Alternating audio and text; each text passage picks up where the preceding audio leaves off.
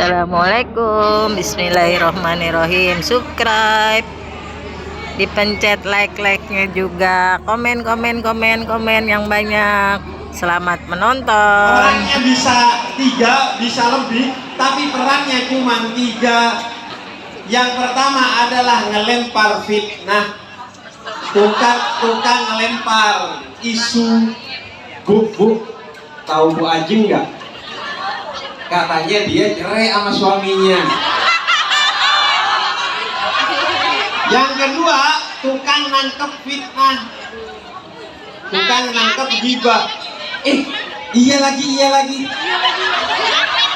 Saya buka di WhatsApp-nya, udah gak pernah majang foto dia sama suaminya.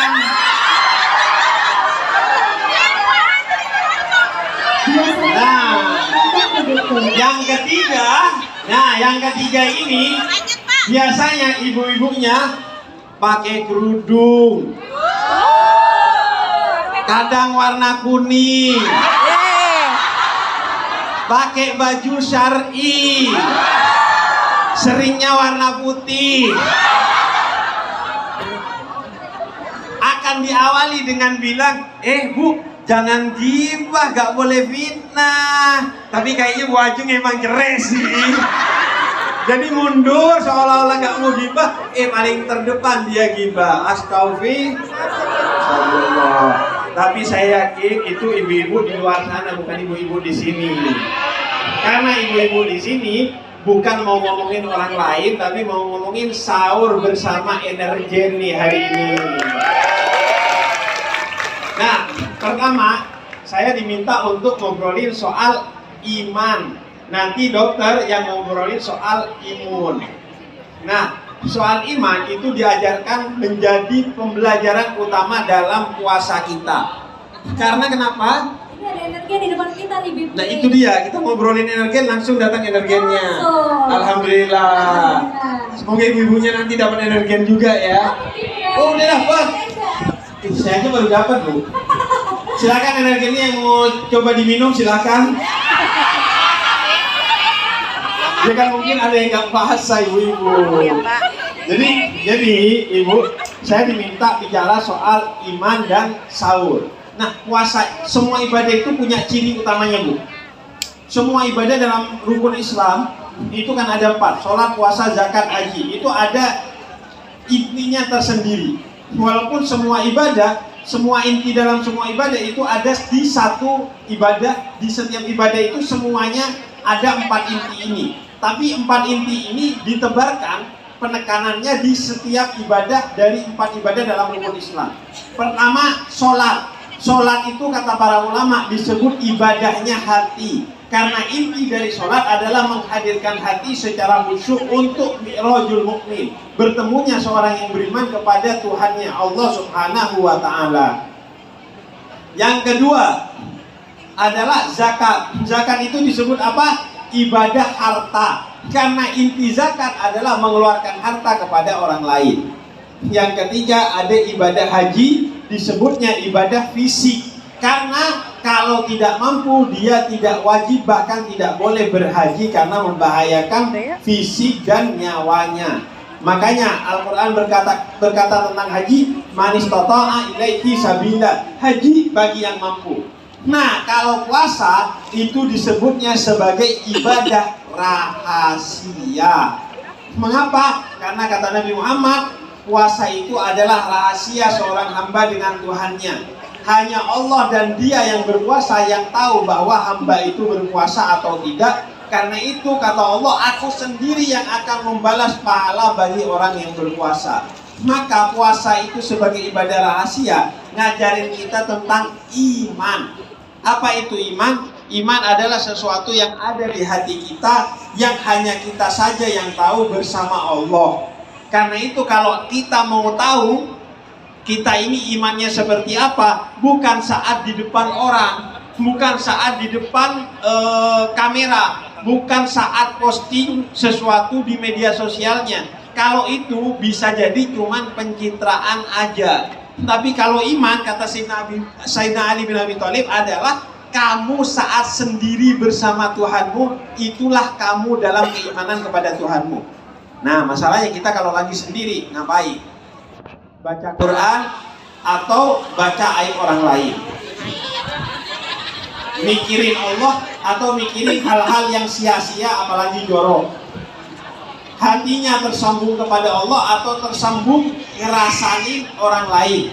Itulah iman. Maka puasa mengajarkan kita tentang iman, bahwa tidak ada orang yang tahu kamu berpuasa apa enggak, tapi Allah Maha tahu. Karena itu ayat pertama tentang puasa, ya ayyuhalladzina amanu, wahai orang-orang yang beriman, kutiba alaikumusiyam, diwajibkan atas kamu berpuasa.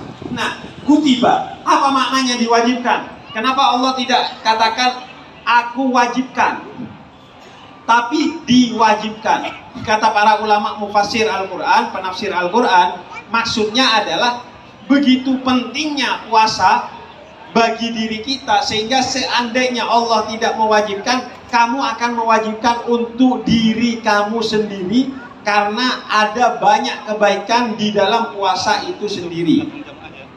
Salah satu kebaikannya adalah summu tasihu, berpuasalah maka kamu sehat, kata para ulama. Makanya nanti biar dijawab oleh dokter. Kemarin saya ngobrol sama dokter Gia Pratama. Katanya beliau itu salah satu kepala IGD. Kalau bulan Ramadan itu adalah momen IGD paling sepi sepanjang tahun, karena semua umat Islam lagi sehat-sehatnya lantaran mereka berpuasa. Tapi balas dendamnya seringkali pas Lebaran. Karena itu IGD paling rame pas Lebaran, karena ada yang kena serangan stroke, ada yang diabetes karena makan lemak, makan santan, makan gorengan, dan minum semua yang manis-manis. Berbagai macam kue, mau yang kering sampai yang kering dan dibasahin, dimakan sama kita. Jadi akhirnya kita masuk ke IGD, naudzubillah min dzalik. Alhamdulillah kita ketemu Pak Dokter bukan di IGD, bukan di rumah sakit, tapi di masjid. Kalau ketemunya di IGD di rumah sakit, beda urusannya. Alhamdulillah kita ketemu di sini dalam keadaan sehat, tersenyum, bahagia, dan dalam keadaan tenang. Jadi Islam itu mengajarkan kepada kita untuk berpuasa, diantaranya agar sehat. Karena itu walaupun kita tidak diwajibkan puasa, kita bikin-bikin yang namanya puasa sendiri. Apa namanya puasa, ibu-ibu? Sunnah. Intermittent fasting. Iya kan? Diet puasa. Karena kenapa? Karena ada kesehatan pada puasa itu sendiri. Tapi Islam itu adalah agama fitrah. Apa agama fitrah artinya? Agama yang manusiawi, agama yang sesuai dengan kemanusiaan. Islam itu turun untuk ngatur manusia sesuai dengan manusia itu sendiri. Bukan diminta untuk jadi malaikat, bukan juga diminta untuk terjerumus menjadi iblis. Islam ngajarin kita untuk menjadi manusia seutuhnya. Karena itu di dalam Al-Quran dikatakan la yukallifullahu nafsan illa wus'aha. Allah tidak membebani agama ini. Taklif itu, beban agama, hanya diberikan kepada orang ketika dia sudah mampu. Karena itu kalau masih kecil, belum umur 7 tahun, anaknya gak apa-apa gak sholat. Tapi kalau udah umur 7 tahun, dia harus sudah mulai sholat. Umur 10 tahun dia gak sholat, harus tegas orang tuanya. Di bawah 7 tahun dia belajar sholat, tapi kalau belum sholat dia tidak dosa. Gak bisa sholat berdiri karena sakit kakinya, silakan sholat duduk. Gak bisa sholat duduk, silakan sholat berbaring. Gak bisa sholat berbaring, silakan sholat pakai mata. Gak bisa sholat pakai mata, bib, sholat pakai hati. Gak bisa pakai sholat pakai hati, bib, tetap harus sholat, tapi disolati oleh tetangganya.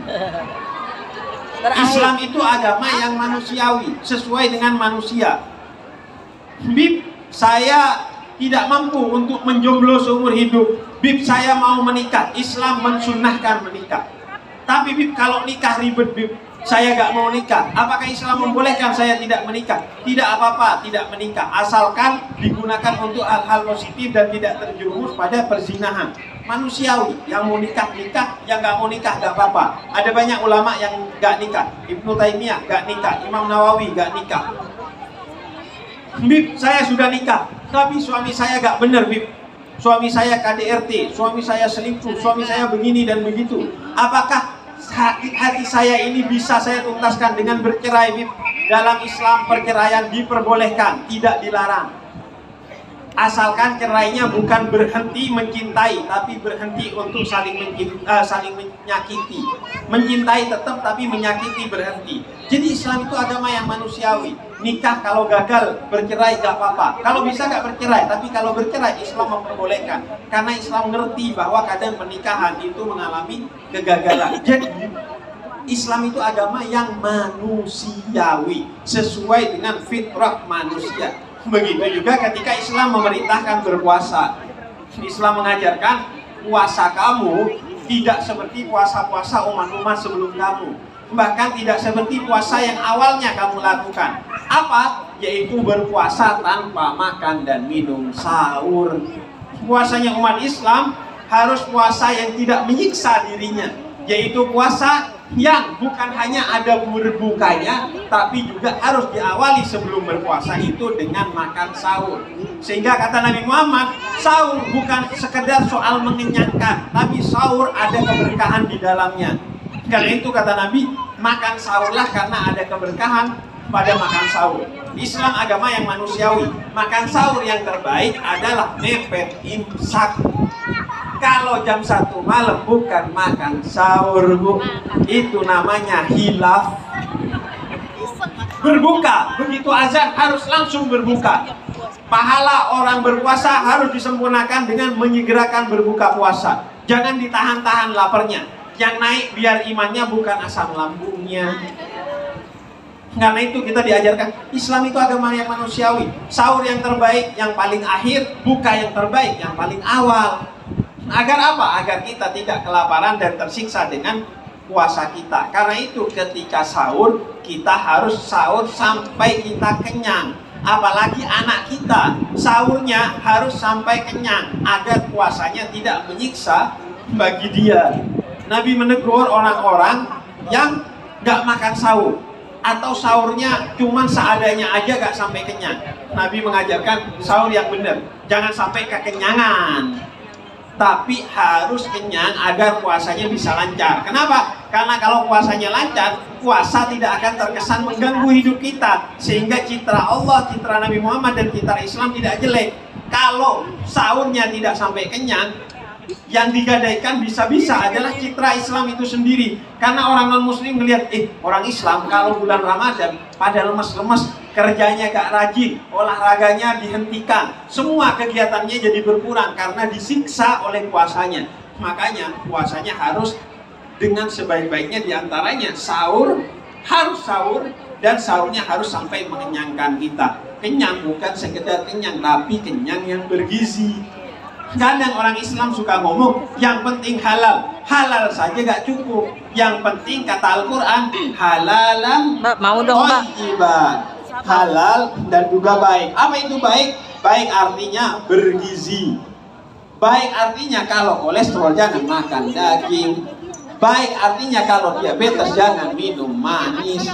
Baik artinya minum dan makan secukupnya sesuatu yang nggak kelihatan bergizi. ini, Mbak. Nah, karena itu kita nih kebetulan lagi bareng aja Energen. semua Ini dapat. bisa jadi solusi nih Energen buat ibu, khususnya Ini, Mbak, juga satu buat lagi, Mbak. anak-anaknya kalau makan sahur agak Dua lagi. kenyang, Bu.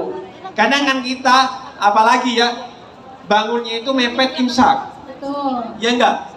Kadang pas bangun imsak kurang 5 menit, mau nyiapin makanan kelamaan, mau nyiapin minuman kelamaan. Kasih sesuatu yang bergizi, yang mengenyangkan, makanan sekaligus minuman. Ibu langsung ambil Energen, itu kan udah punya Energen sendiri-sendiri. Kalau udah habis nanti beli lagi buat suaminya, buat anaknya, buat ibu sendiri agar kenyang, bergizi, dan baik buat ibu dalam berpuasa, tetap seger.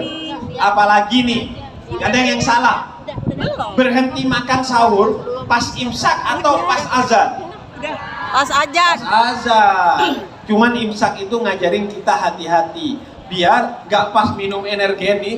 Ini gak ada isinya ya, Bu, saya nyontohin doang ya. Pas minum Energen, Allahu Akbar, akhirnya Energennya harus dikeluarin, mubazir. Innal mubadirina kanu ihwanus sayatin. Orang yang mubazir itu kawannya setan.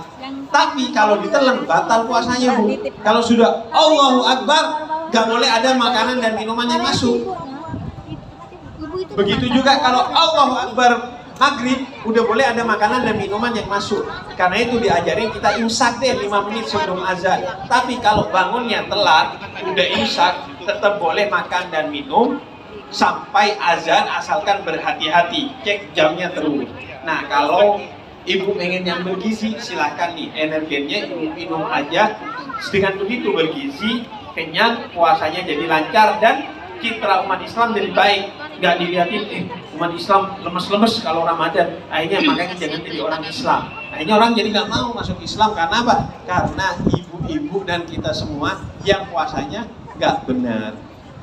Khususnya Bu, buat anak-anak ya, harus dikenyangin ketika sahur. Jangan, makan banyak-banyak loh. Harus dikenyangin Bu, kasihan. Karena Allah itu mencintai kita dan Allah itu menjaga kita. Kata Al-Quran, wallahu khairul hafidin wa huwa arhamur rahimin. Jadi Allah itu cinta dan menjaga kita. Maka jangan anaknya itu disiksa dengan puasanya. Makanya harus sampai kenyang ketika makan sahur. Mungkin itu sebagai pengantar. Oke. Bu, Makan yang ultra processed food itu membebani tubuh kita, lalu akhirnya puasa kita jadi sakit, puasa kita jadi lemes.